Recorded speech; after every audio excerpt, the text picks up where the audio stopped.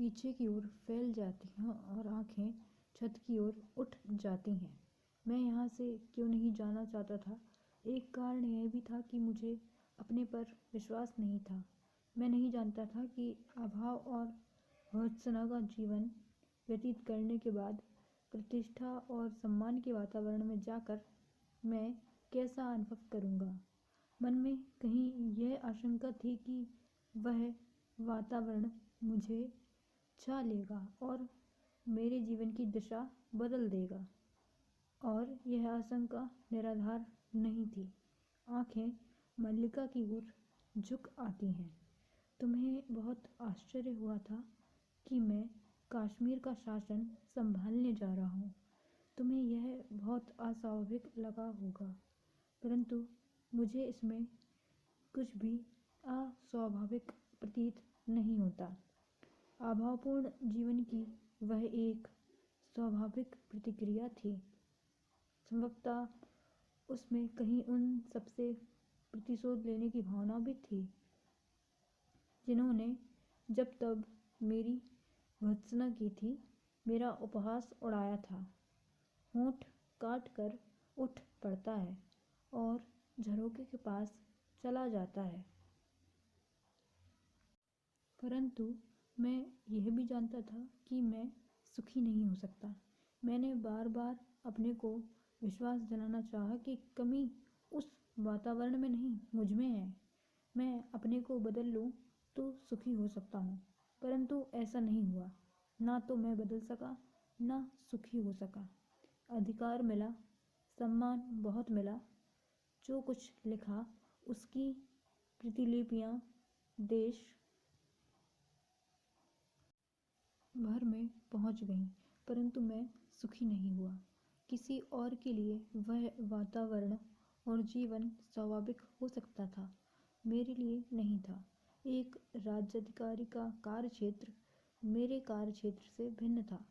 मुझे बार बार अनुभव होता कि मैंने प्रभुता और सुविधा के मोह में पड़कर उस क्षेत्र में अनधिकार प्रवेश किया है, और जिस विशाल में मुझे रहना चाहिए था उससे दूर हट आया हूँ। जब भी मेरी आंखें दूर तक फैली क्षितिज रेखा पर पड़ती, तभी यह अनुभूति मुझे सालती कि मैं उस विशाल से दूर हट आया हूँ। मैंने अपने को आश्वासन देता कि आज नहीं तो कल मैं परिस्थितियों पर वश पा लूँगा और समान रूप से दोनों क्षेत्रों में अपने को बांट दूँगा। परंतु मैं स्वयं ही परिस्थितियों के हाथों बनता और चलित होता रहा। जिस कल की मुझे प्रतीक्षा थी, वह कल कभी आया नहीं, और मैं धीरे धीरे खंडित होता गया।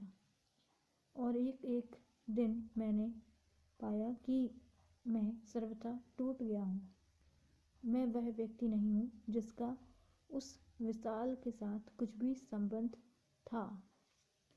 क्षण भर वह फिर टहलने लगता है। कश्मीर जाते हुए मैं यहाँ से होकर नहीं जाना चाहता था। मुझे लगता था कि यह प्रदेश, यहाँ की पर्वत श्रृंखला और उपत्यकाएं मेरे सामने एक मूक प्रश्न का रूप ले लेंगी। फिर भी लोभ का संवरण नहीं हुआ। परंतु उस बार यहाँ आकर मैं सुखी नहीं हुआ। मुझे अपने से वितृष्णा हुई, उनसे भी वितृष्णा हुई जिन्होंने मेरे आने के दिन को उत्सव की तरह माना।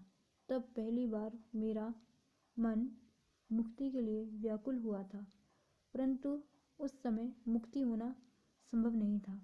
मैं तब तुमसे मिलने के लिए नहीं आया, क्योंकि वह था तुम्हारी आंखें मेरे अस्थिर मन को और अस्थिर कर देंगी। मैं इससे बचना चाहता था। उसका कुछ भी परिणाम हो सकता था। मैं जानता था तुम पर उसकी क्या प्रक्रिया होगी, दूसरे तुमसे क्या कहेंगे।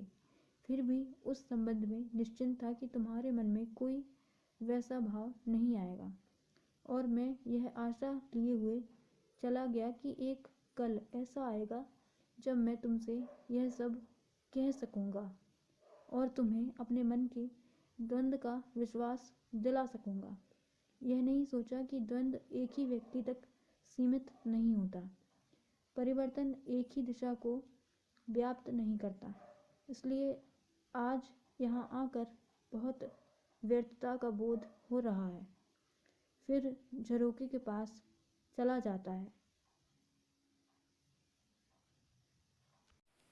Thanks for watching. Like, share and subscribe my channel.